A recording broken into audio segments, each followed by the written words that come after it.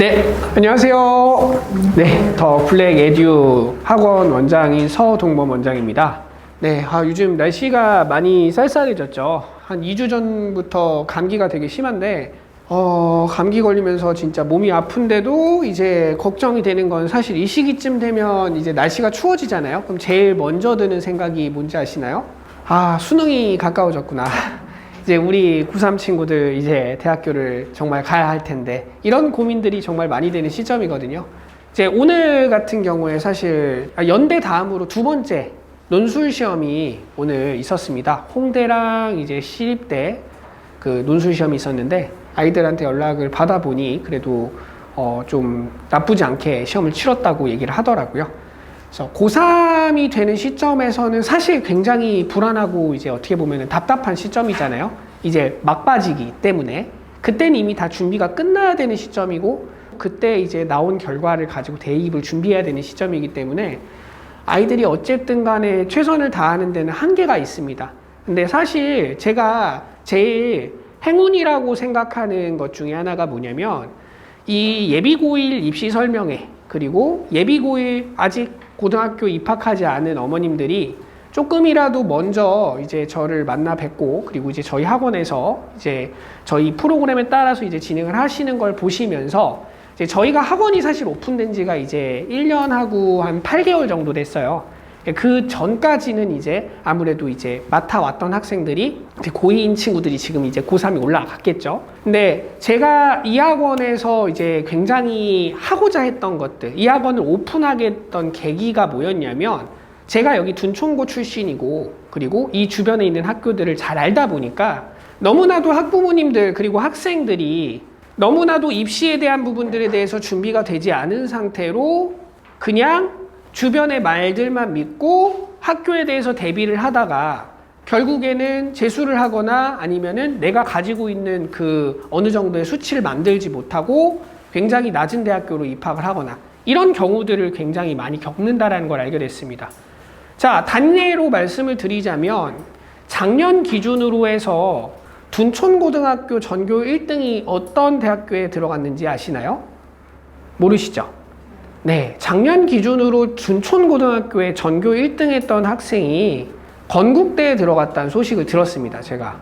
이거는 사실 수시로 납치를 당한 거밖에 사실은 말이 안 되는데 이제 이런 결과에서 뿐만 아니고 제가 또 어떤 얘기를 들었냐면 올해 같은 경우에 이제 제가 이제 수시 컨설팅을 하고 이제 학생부들을 봐주다 보면은 둔촌고 학생들 것도 많이 보게 되는데요.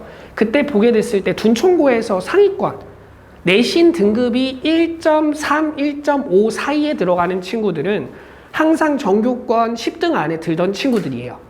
그 친구들이 내신을 가지고 대학교를 써야 되는데 1.3에서 1.5가 되는 이런 친구들이 사실 대학교를 입학할 때 그냥 학생부 교과 전형으로 입학을 하려고 한다면 실제로 갈 수 있는 대학교 자체가 어디로 떨어지는 거냐면 건대 이하로 떨어집니다. 아까 제가 말씀드렸죠? 건대를 갔다는 이유가 상징적인 거예요.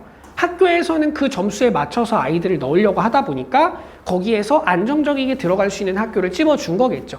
근데 그렇게 하다 보니까 학교 자체가 매우 낮아질 수밖에 없죠. 이제 거기에다가 종합전형을 가지고 들어갈 수 있는 대학교를 보려고 세특이라든가 다른 비교과에 대한 항목들을 봤어요. 근데 전교권인 학생임에도 불구하고 진짜 아무것도 없는 거예요. 그냥 학교에서 했었던 활동들, 학교에서 했었던 뭐 동아리 활동들, 그리고 학교에서 했었던 발표 내용들 이런 것들밖에 없습니다. 그러다 보니까 이 학생은 교과로밖에 쓸 수가 없게 되는 거죠. 자, 이렇게 되면 등급 자체가 굉장히 차이가 난다라는 거. 즉 1.3에서 1.5가 되면 종합전형으로 해서 대학교를 지원을 하잖아요. 스카이권에 무조건 진입 가능합니다. 근데 교과 전형으로 해가지고 대학교를 가려고 하면요, 아까 말씀드린 대로 건대 정도밖에 못 가요. 자, 이거를 제가 수치적으로 바로 보여드릴게요. 자, 작년 기준으로 해가지고 제가 점수대 등급을 가지고 와봤습니다. 자, 입결 분석이라고 하는 건 실제로 입학한 학생들 대학교에서 매년마다 발표를 합니다. 우리의 이런 등급 학생들이 들어왔습니다. 라고. 그랬을 때 이제 평균, 최고, 최저 그리고 마지막 중앙에다가 25%, 75%가 있는데 여기서 서울대, 고대, 연대가 있죠. 자, 여기서 딱 보셔야 되는 거, 비교하셔야 되는 건 뭐냐면 교과 전형과 종합 전형의 차이에 대해서 한번 보실 필요가 있습니다. 자, 교과 전형에서 예를 들어서 서울대 직윤, 인문, 자연으로 들어가려면 우선은 기본적으로 75% 기준 1.37입니다. 1.37이라는 등급이 나왔을 때 교과 전형으로 해서 직윤 자연 쪽으로 지원할 수 있죠. 자, 연대 같은 경우에는 그래도 1.56에서 1.62까지 떨어지네요. 자, 근데 이거를 75%로 보는 게 아니고 보통 일반적으로 우리가 합격선 라인을 볼 때는 25% 라인으로 많이 보거든요.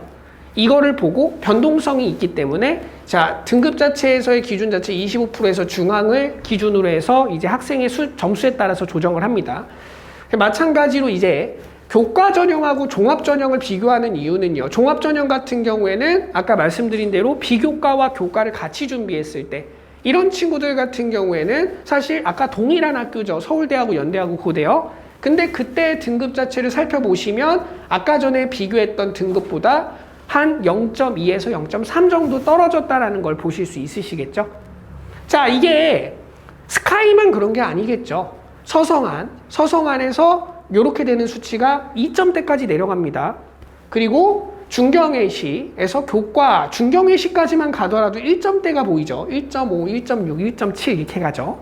이때에 대한 교과에서 종합으로 바뀌게 되면 3점대 라인까지 나옵니다. 자, 이렇게 차이가 많이 나는 이유가 뭐냐면 결국에는 교과인 국영수, 그 내신이라는 걸 준비하는 건 매우 중요하죠. 하지만 이것만 가지고 준비를 한다라고 해서 우리 아이가 이 동네에서 좋은 대학교를 갈 수 있느냐? 이거는 사실 미지수란 얘기입니다.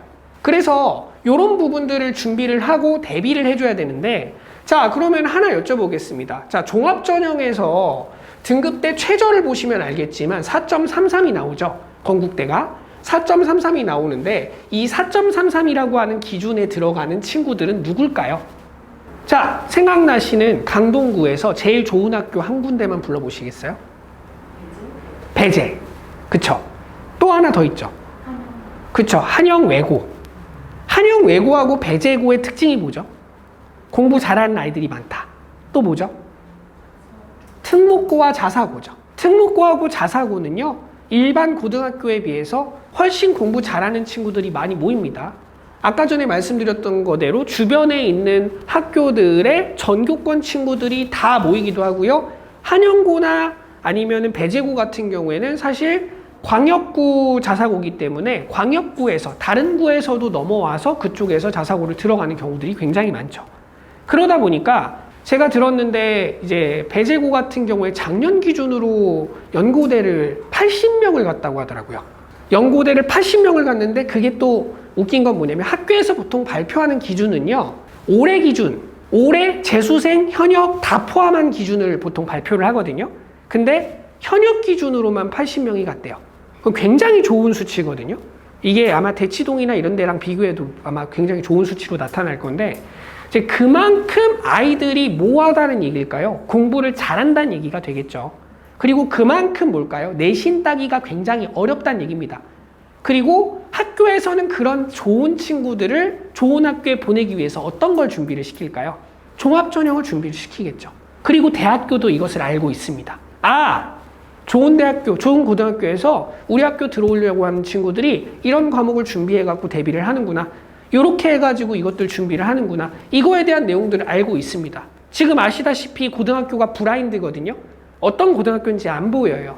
근데 대학교 입장에서는 이 고등학교가 자사고인지 아닌지 바로 딱 볼 수가 있습니다. 어떤 거 보면 바로 나올까요? 선택 과목. 네, 비슷했습니다. 선택 과목도 있어요. 맞아요. 네, 표준 편차. 네, 아버님 잘하시네요. 맞습니다. 표준 편차가 이제 수학에서 배우는 뭐냐면 평균에서부터 떨어져 있는 정도를 나타내는 수치인데요. 이 표준 편차라고 하는 거의 수치가 크게 되면은 그 수치는 뭐냐면 아이들의 성적 분포가 굉장히 퍼져 있다는 얘기죠. 잘하는 친구들, 못하는 친구들. 자, 대표적으로 이번에 동북고 같은 경우에 1등 점수 100점, 꼴등 점수 29점, 평균 점수 49점입니다. 표준 편차가 어떨까요? 엄청 레인지가 크겠죠. 근데 잘하는 학교 배재고 같은 경우에는 평균 점수 72점, 최고 점수 93점, 최저 점수 52점이에요. 무슨 말씀이신지 알겠죠? 그렇기 때문에 대학교 입장에서는 이 학교가 잘하는 학교인지 안 하는 학교인지 뭘 갖고 알 수 있어요? 성적 보면 다 나와요. 평균이 중요한 게 아니고요. 표준 편차를 보면 다 나옵니다. 아, 여기가 좋은 학교, 좋은 학생들이 많은 학교구나. 그래서 사실은 요 등급 자체에 조정이 됩니다. 이제 어머님들이 이제 오신 이유가 사실은 결국에는 이거라고 생각을 합니다. 지금 우리 아이가 이제 중학생인데 고등학교에서 배우는 내용이 어떻게 달라지고요. 그리고 학생한테 맞는 고등학교를 어디를 골라야 되고요. 그리고 이 주변에는 어떤 학교들이 있고 그 학교들이 좋은 학교나요? 아니면 좋지 않은 학교인가요? 이거에 대해서 아마 고민이 많으실 거라고 생각합니다. 자, 우선은 오늘 이 부분에 대해서 답을 드리고요. 아이들의 성향이나 특징에 따라서 가면 좋은 대학교가 고등학교 자체가 사실은 어느 정도는 정해져 있다고 저는 생각을 합니다.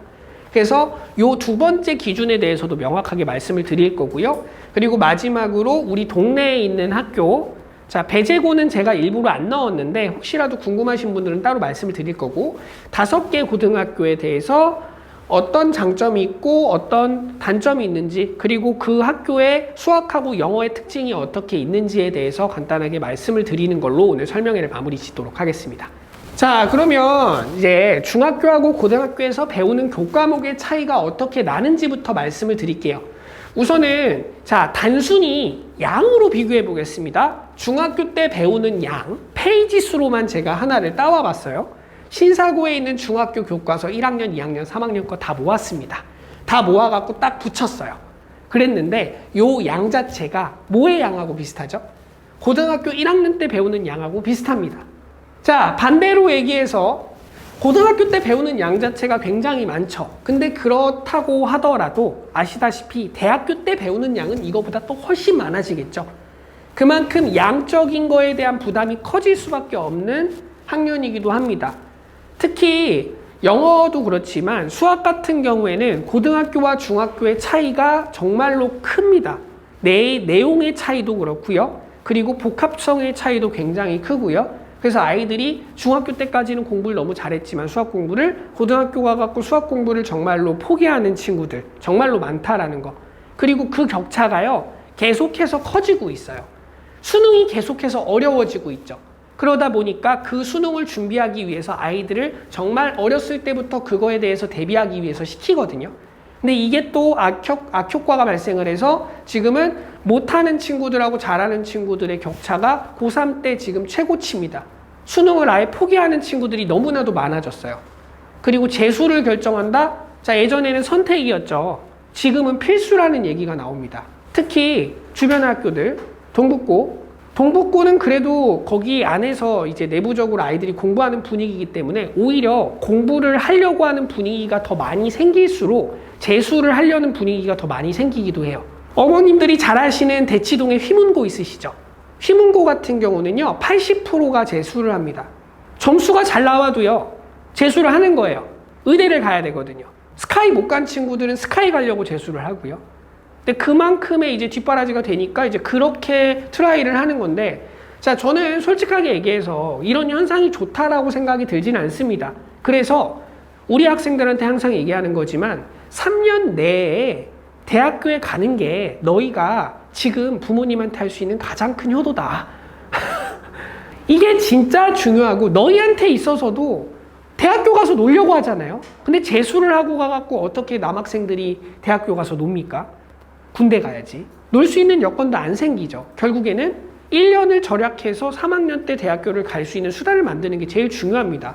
자, 그래서 이 부분에 대해서도 이제 확실하게 말씀을 드릴 건데, 자, 어쨌든 간에 고등학교에서의 난이도 차이들도 많이 발생을 하고요. 그리고 이제 수학에 있어서 제가 중요한 특징 하나를 좀 말씀을 드릴 건데, 고등학교 때 말고 중학교 때는 하나의 개념을 배우면 그 하나의 개념에 대한 유형학습만 하면 됐었죠. 근데 고등학교의 문제에서는 어떤 문제가 발생을 하는 거냐면, 이 한 문제를 풀기 위해서 한 문제에 들어가는 개념이 하나, 둘, 셋, 네 가지입니다. 근데 여기 나와 있는 이 문제는요, 시그마의 계산이라는 단원이에요. 근데 여기에 들어가는 개념 자체가 평행선의 성질, 중학교 3학년 때 배웠던 거, 중학교 2학년이구나. 그 다음에 로그 부등식, 2학년 1학기 때 배웠던 거, 점과 점 사이 거리, 1학년 기말고사 때 배웠던 겁니다. 1학년 1학기 기말고사. 자, 요런 내용들이 같이 나와버리기 때문에 학원에서 단순히 이거에 대한 개념만 가르치고 문제를 풀리는 것 자체가 의미가 없어지는 거죠. 그래서 아이들이 이런 것들을 습득하기 위한 뭐가 필요할까요? 기본적인 베이스가 필요하겠죠. 그 베이스를 만들어주기 위한 작업들이 뭐냐면 중학교 때는 단순히 그냥 개념서가 없이 문제집만 풀려도 괜찮았었잖아요. 근데 고등학교 때는 전혀 그렇지 않습니다. 개념서를 가지고 그 개념서를 학습하면서 내가 개념에 대한 내용을 수능 때까지 참고할 수 있는 참고집이 있어야 돼요. 어머님들이 쓰셨던 정석 같은 교재요. 그래서 그런 교재를 만들어 드리는 작업이 고등학교 때는 제일 중요한 것 중에 하나입니다. 자, 그래서 제가 개념서가 없이 그냥 센이나 RPM 같은 문제집을 풀리는 학원은 절대 다니지 말라고 말씀을 드리거든요. 이거는 정말 중요한 거라고 저는 생각을 합니다. 그래서 난이도가 높은 문제들 같은 경우에는 이런 사고 과정을 거쳐서 결과적으로 답을 도출하는 과정들, 이런 것들을 만들어내거든요. 자, 그럼 여기에서 제가 하나 좀 질문을 드려볼게요. 아이들이요, 어머님들한테 이런 질문 하시지 않나요? 엄마, 나 어차피 나중에 가서 수학 안 쓸 건데, 엄마도 수학 내가 보니까 안 쓰는데, 아빠도 수학 안 쓰는데, 수학을 왜 공부해야 돼? 제가 오늘 요거에 대한 명확한 해답을 하나 드리겠습니다. 저도 정말 많이 고민했던 거고, 아이들이 제일 많이 물어보는 질문이잖아요. 그래서 정말 많이 고민했었는데, 결과적으로 명확하더라고요. 이렇게 얘기하면 아이들이 찍소리 못 합니다. 저희가 살고 있는 세상, 어떻죠? 하루가 바쁘게 새롭게 바뀌죠. 없었던 게 생기고 핸드폰이 생겼고, 그리고 지금도 가상현실이 만들어지고 굉장히 우주 로켓을 발사하려고 하고 있고, 즉 저는 수학이라는 걸 배우는 목적 자체를 이렇게 얘기를 하거든요. 뭐냐면 너희가 상상하고 있는 것을 사고를 통해서 현실화시키기 위한 도구다 라고 얘기해요. 머릿속으로만 갖고 있는 추상적인 개념을 실제화할 수 있는 도구가 저는 수학이라 생각합니다. 실제로 아시다시피 많은 개념들과 이론들과 공학적인 이론들 자체가 수학적으로 증명이 되고 그걸 통해서 만들어진 것들이잖아요. 그럼 아이들이 앞으로 살아갈 미래에서는 더 많은 것들이 생겨날 거고 더 많은 것들이 변화할 거예요. 근데 이것들을 우리가 창조해내고 그것들의 가치를 찾아내기 위해서는 내가 사고하고 내가 계획하고 내가 그것들을 만들어내야 됩니다. 안 그러면 노동밖에 할 수가 없죠. 근데 아시다시피 노동력 같은 경우는 어떻게 되죠? 테슬라에서 뭘 만들었습니까? 테슬라뿐만 아니죠. 로봇을 만들고 있잖아요. 즉 노동력을 대체할 수 있는 로봇들은 만들어질 수 있습니다. 그럼 사람이 고유하게 할 수 있는 것들은 뭐죠? 아까 말씀드렸던 사고력과 창의력입니다. 이것들을 키워줄 수 있는 학문으로서 공부가 꼭 필요하다라는 얘기죠. 자, 이거를 이제 나중에 어머님들이 이제 공부하는 거에서 왜 공부해야 되느냐? 이걸 가지고 또 설명을 하면 아이들이 콧방귀 끼겠죠. 그래서 이런 부분들은 저는 제가 봤을 때 학원 선생님들이 해줘야 된다고 생각을 합니다. 그래서 저는 그런 내용들을 사실은 이제 채널을 통해서 말씀을 드리고 있고요. 자, 그래서 고등학교 과정이다라고 하는 것은 2년이라고 생각하셔야 돼요. 고1, 고2밖에 없어요. 고3이라는 과정은 없다 생각하셔야 됩니다. 안 그러면은 대학교에 못 가요. 왜요? 고3 과정은요, 기본적으로 수능을 대비해야 되는 과정, 그리고 집중적으로 전략적으로 대학을 가기 위한 프레스 과정이기 때문에 저는 그렇게 얘기합니다. 고3 때 대학을 가기 위해서는 무조건 재수생 같이 공부해라. 그게 안 되면 너는 내년까지 공부하게 될 거다 라고 얘기를 합니다. 자, 지금은 자소서가 없어졌지만 수능 시험 준비하고 논술 시험 준비하고 면접 준비하고 그리고 학교에서 분위기 안 좋은 것들 통제하면서 공부를 꾸준하게 이어가기 정말 힘듭니다. 그리고 모의고사도 계속 보죠. 3월, 4월, 6월, 7월, 9월, 10월, 10월, 12월까지 계속 보기 때문에 정신없이 고3은 흘러갑니다. 그래서 2년 동안 어떻게든 뭔가의 결과치를 만들어내야 돼요. 자, 그래서 아이들이 내신에서 등급을 잘 따야 된다라는 얘기를 많이 들어보시긴 했지만 실제로 탑으로 1등급 안에 들어가기는 매우 힘들어요. 자, 근데 제가 이렇게 말씀을 드릴게요. 좋은 대학교에 들어가기 위해서, 인서울권에 들어가기 위해서 내신으로 따야 되는 등급의 마지노선이 어딜까요? 3등급 안쪽으로 들어올 수 있으면 됩니다. 뭐가요? 국영수가요. 과학까지 포함, 사탐까지 포함. 사탐하고 과학은 이제 들어가려는 학과에 따라서 다르겠죠. 그래서 이것들을 딱 맞춰가지고 쭉 들어올 수 있게 만들어주시면 그 다음부터는 아까 전에 말씀드렸던 비교과라든가 아니면 전략적인 걸 가지고 충분하게 메꿔줄 수가 있습니다. 그래서 이거를 만들어드리는 작업과 이것들을 통제하는 작업들, 그리고 아이들이 전략이 어떻게 되는 건지 이런 것들을 세워주는 작업들, 이게 사실은 고등학교 과정에서 되게 중요한 부분이에요. 자, 그래서 A등급을 받았던 중학교 때 친구들이 고등학교 와갖고 4등급이 됐어요 라고 하는 것은 어찌 보면 당연한 얘기입니다. 왜냐면 여기 있는 친구들 중에서 미리부터 고등학교 과정을 준비해왔던 친구들과 그렇지 않았던 친구들의 격차는 계속 벌어지고 있거든요. 그리고 퍼센테이지로 보더라도 달라지겠죠? 4%, 11%, 몇 프로죠? 23%, 4등급 40%입니다. 자, 이렇게 되어 있는 등급 체계에서 결과적으로 아이들이 등급을 1, 2, 3등급 안쪽, 즉 23% 안쪽으로 들어올 수 있게끔 만들어줄 필요가 있습니다. 자, 그럼 여기쯤에서 하나 또 질문이 나올 수 있겠죠? 그러면 국영수 말고 다른 과목은요? 다른 과목 중요할까요? 중요하죠. 근데 어떤 게 중요한 건지를 아셔야 돼요. 고등학교 과정에서는요, 국영수도 물론 중요하지만 학생들이 이제 고등학교 과정과 다르게, 이제 중학교 과정과 다르게 다른 과목들을 선택하죠. 그걸 무슨 과목이라고 얘기합니까?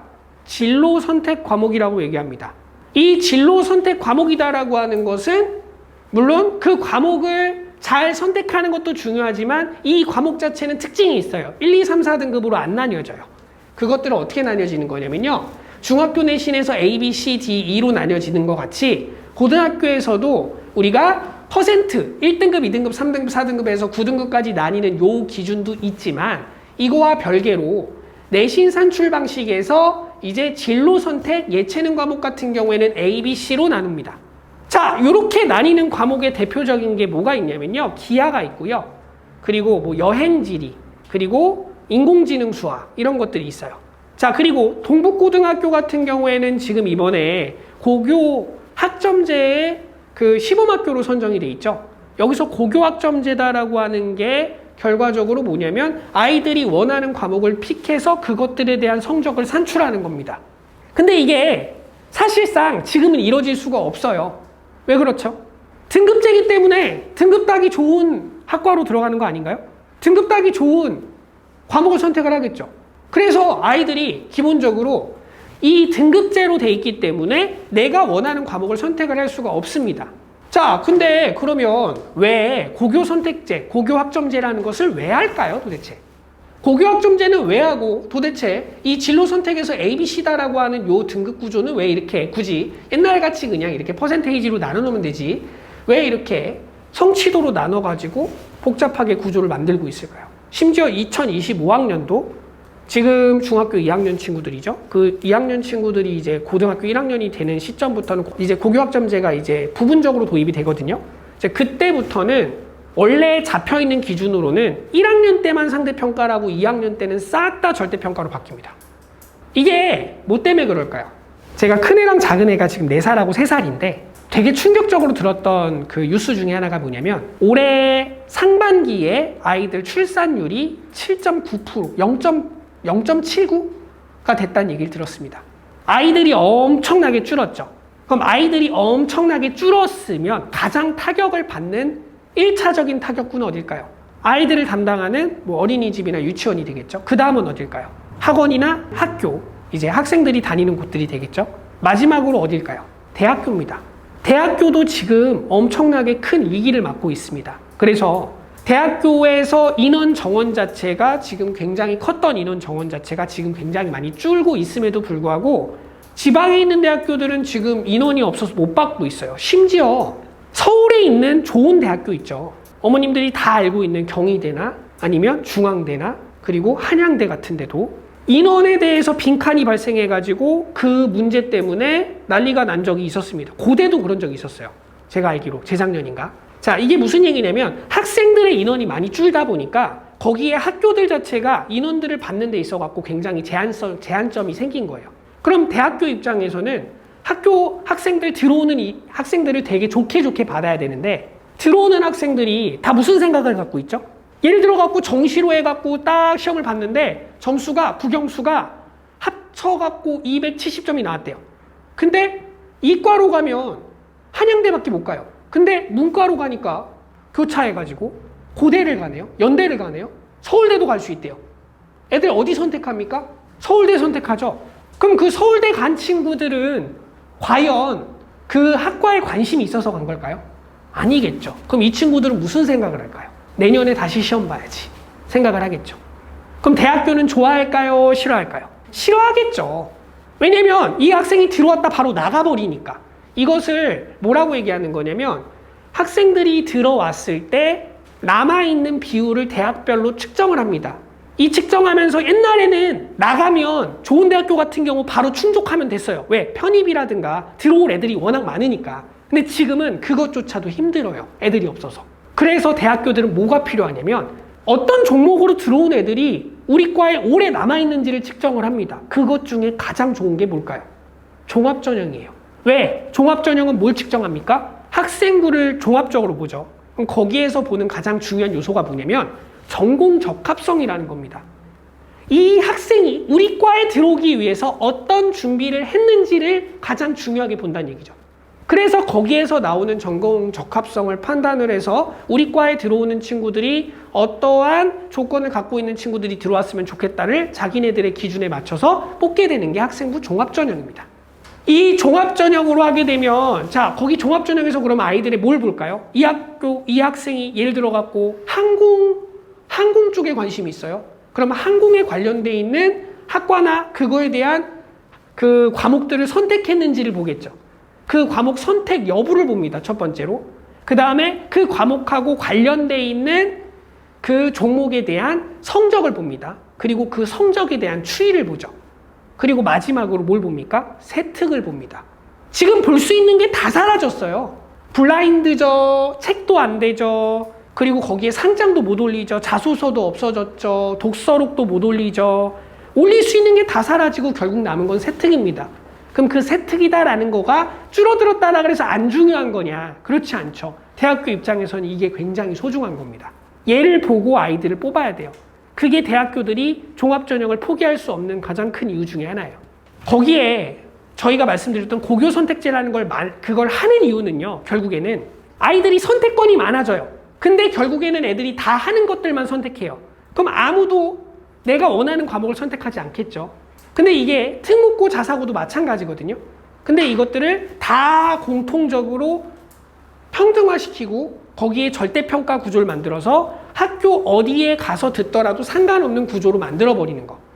그래서 내가 원하는 학과의 과목들을 마음대로 선택해서 듣고 그것들을 올려서 A, B, C 등급으로 해서 애들의 성적을 절대평가하는 거. 이게 고교학점제의 가장 주된 목표입니다. 그럼 대학교 입장에서는 학생을 뽑는 데 있어서 1학년 때 내신을 제외하고는 대부분 이 학생이 어떤 진로를 갖고 있고 어떤 과목을 선택했고 거기서 성취도가 어떻게 나왔는지를 보겠죠. 그래서 아마 나중에는요. 두 개로 딱 나뉠 거예요. 1학년 때부터. 정시파와 수시파. 1학년 때 내신이 안 되고 진로가 따로 없는 친구들은 정시로 가겠죠. 근데 진로가 있고 내신을 준비했던 친구들은 수시로 가겠죠.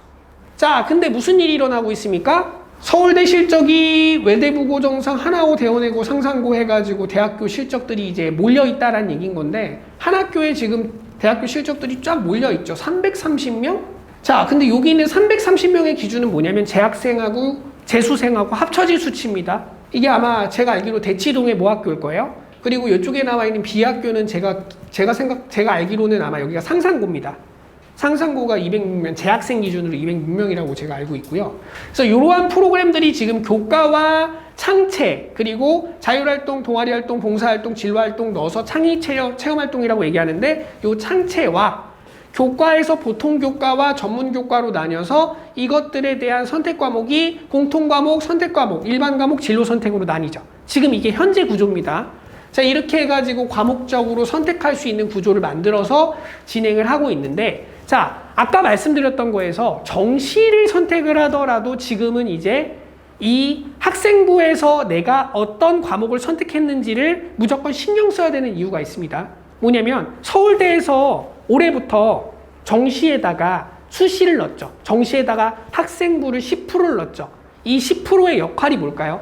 왜 정시인데 굳이 10%를 넣었을까요? 자, 서울대도 걱정이 생긴 겁니다. 예전에는 서울대는 걱정이 없었어요. 왜요? 서울대는 최고의 학교니까. 근데 어머님, 제가 물어볼게요. 아이가 두 군데를 붙었어요. 첫 번째가 뭐냐면 서울대 화학과고요. 두 번째가 뭐냐면 덕성여대 약학과예요. 어디 가시겠어요? 서울대 가실래요? 덕성여대 가실래요? 서울대. 아버님은? 약대. 어머님 서울대? 약대. 어머님은요?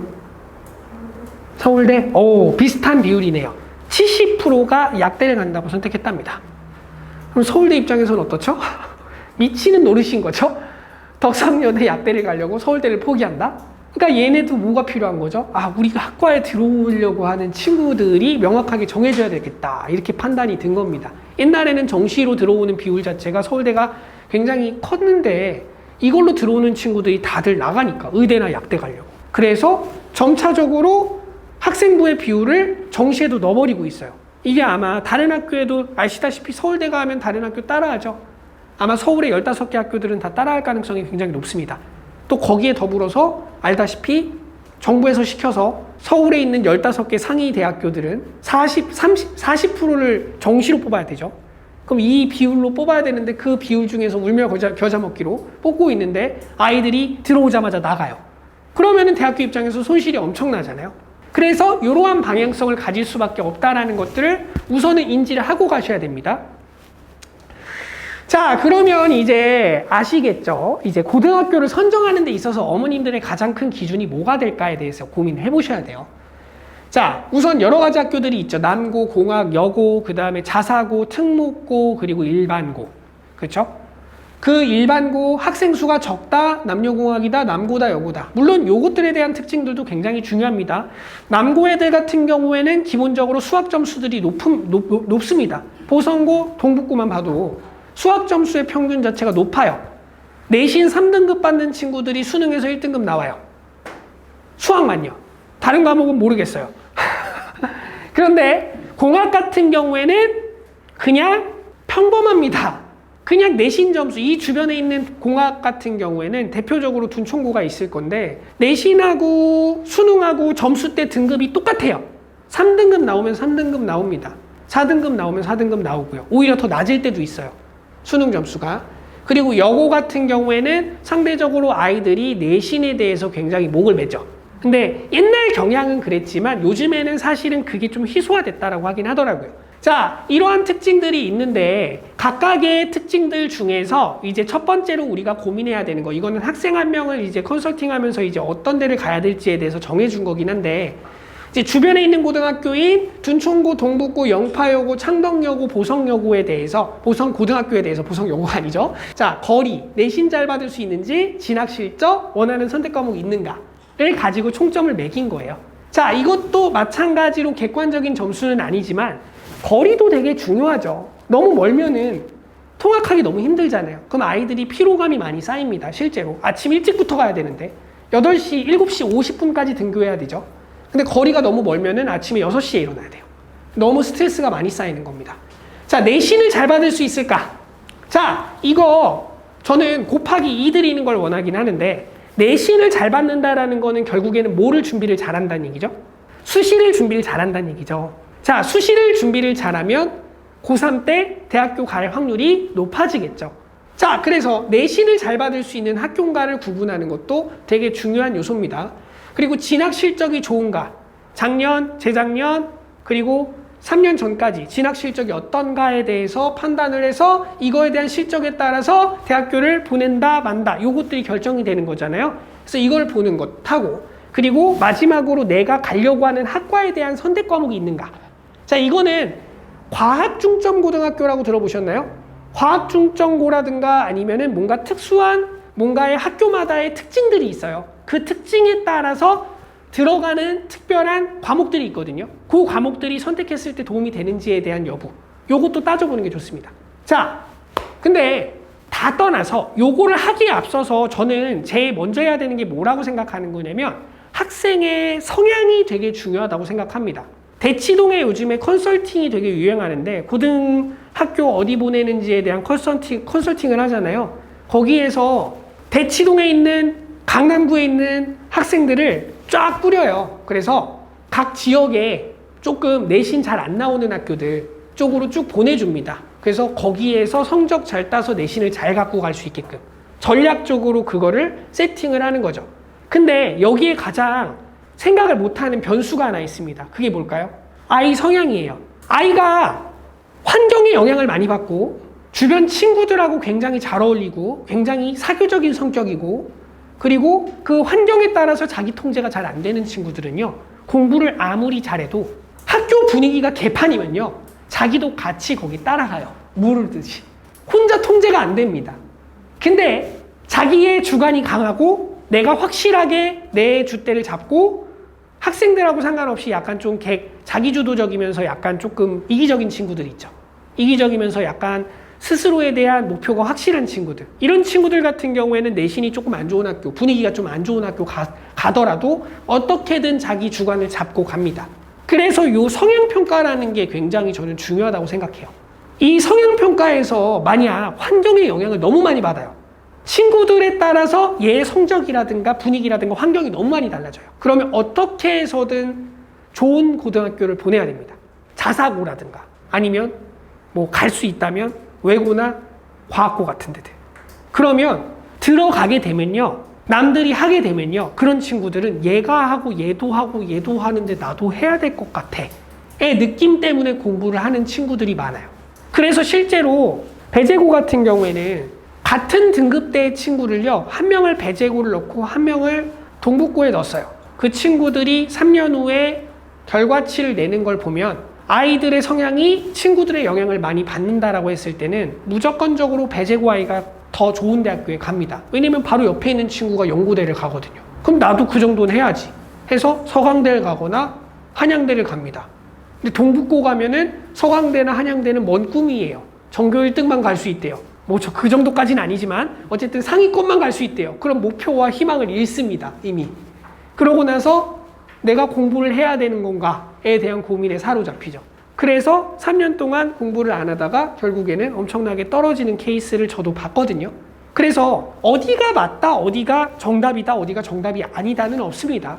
근데 아이의 성향에 따라서 그러한 그 선택지를 만들어 주시는 것도 정말 중요하다는 얘기입니다.